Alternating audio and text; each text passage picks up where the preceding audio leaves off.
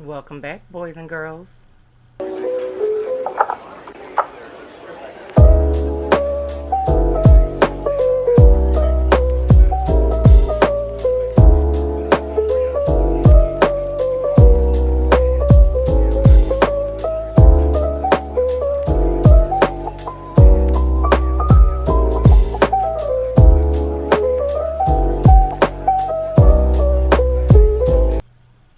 Hi, guys. Welcome back to Travel Confessions of a Cubicle Dweller. Um, so I keep telling you guys after every episode that I literally remember something that I need to do. So I just realized that y'all don't have a way to contact me. It's funny because I have a domain name and I think I may have set up the email address. I'm not quite sure. But if you want to reach out or drop a line or anything of that sort, you can catch me at cubicle underscore dweller on IG. I'm typically always over there. So you can send me a message over there. Um, Another thing, just kind of piggybacking off of the last episode about do it scared and doing it messy. I also don't normally listen back to my podcast, but I listened to the last one and I realized that I didn't add the outro. Now, typically, the perfectionist in me wanted to take it down and re-edit it and add the outro, but I said, you know what? We're gonna do it messy. And here's the thing: leaving out the outro doesn't change the content of what was said. So anyway, I just left it up. Um, yeah, I left it up. As always, I want to give a shout out to my incredible listeners and subscribers. I'm seeing the activity. I've got some ratings and different things like that. And actually got a message from last week's episode, last podcast episode, to do things. I'm scared of like waking up at 65 and realizing that I haven't done something and that I could have done something and that I had the opportunity to do something and I let fear stop me from it. So I'm right in there with you. Um, there are going to be no housekeeping items today other than the usual, you know, follow, subscribe, tell a friend.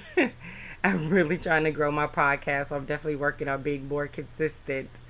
But again, I check the analytics and I see new viewers or new subscribers all the time. So I do want to thank you guys, near and far, for tuning in. I'm glad you find value in what I have to say. It's very comforting to see that what I'm posting people like. So that's great. Okay, boys and girls, we're gonna get into it today. So today's mantra is actually longer than what I posted, but it wouldn't all fit on my cute little, graphic. So here we go. I give myself permission to relax, to play, to have fun without judgment. Holla if you hear me.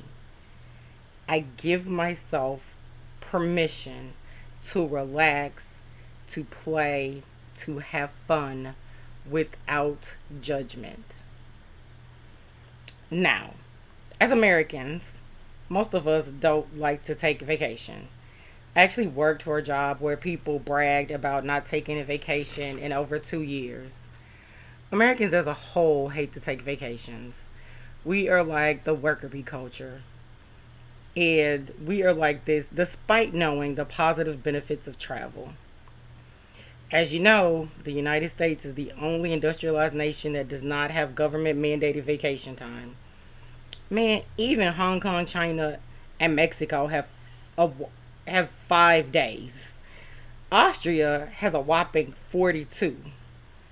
Holy smokes. Not only does the US not have government mandated vacation, but if you're fortunate to get vacation time, only 77% of us workers do. Those folks only use 51% of their vacation time.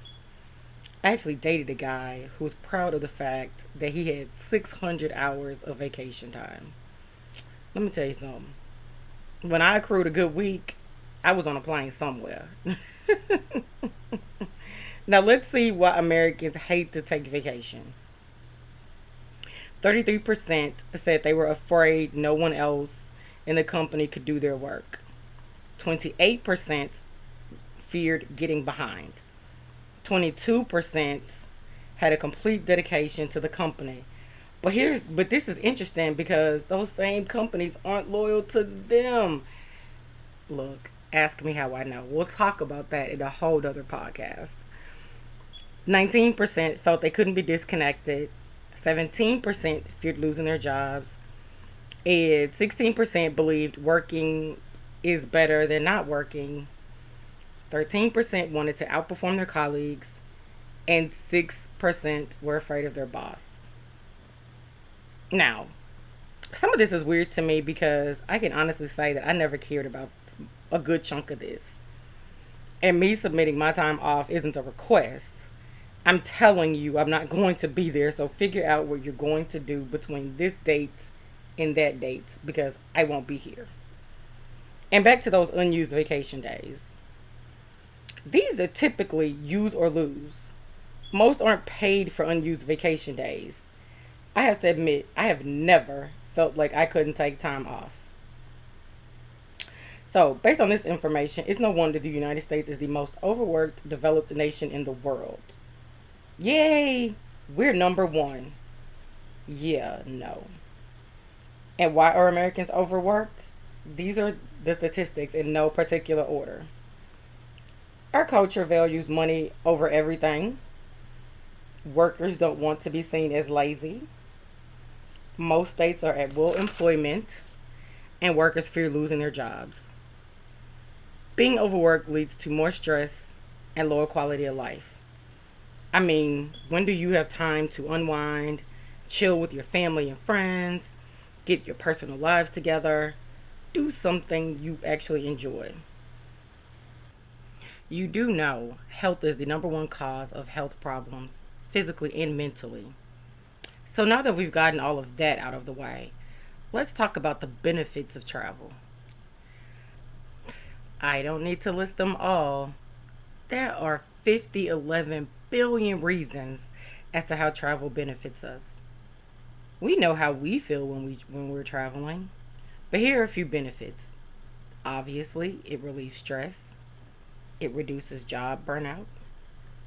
It can lower the risk of depression. It can lift your mood. I actually have 2 trips scheduled for the end of August, the beginning of September, and even though they are still weeks away, my mood has already definitely improved. And as we are viewing the sights and whatnot, when we're actually in our location, travel actually improves our physical activity. And these are the benefits if you travel abroad, domestic, or a staycation. Yep, that's right, staycation. When I was a tourism director, I always encouraged our residents to be a tourist in our towns and rediscover the city. And then, with the pandemic, everything was shut down and staycations were all the vogue. Now, I'm a huge proponent of hopping on a plane, but if you can't physically get away, take a staycation. Stay at a hotel on the opposite side of town. Be a tourist in your own city. I was born and raised in Houston, and I still haven't seen everything there is to see here. Um, and when I am being a tourist in Houston, I'll ride the train just like I would if I traveled abroad. The point is to make time for yourself and to not feel guilty about it. I don't believe in a bucket list because typically they happen when you're at the end of your life. I believe in a playlist. That's right, they're not just for music. And a joy list. Have you taken time out to do something that brings you joy? When's the last time you played? Been goofy, been silly, been childlike. There's absolutely nothing wrong with that. So make time. So make time for that. You can't help others when you're not at your best. As they say on the plane, put your oxygen mask on first. You have to be good in order to be good for others. So, tell me in the comments, are you guilty of not taking time out? And to my international listeners, even though you have government mandated vacation time, do you struggle with taking time out? As always, I appreciate your listening. Share the podcast with a friend. And until next time, Happy and safe travels, boys and girls.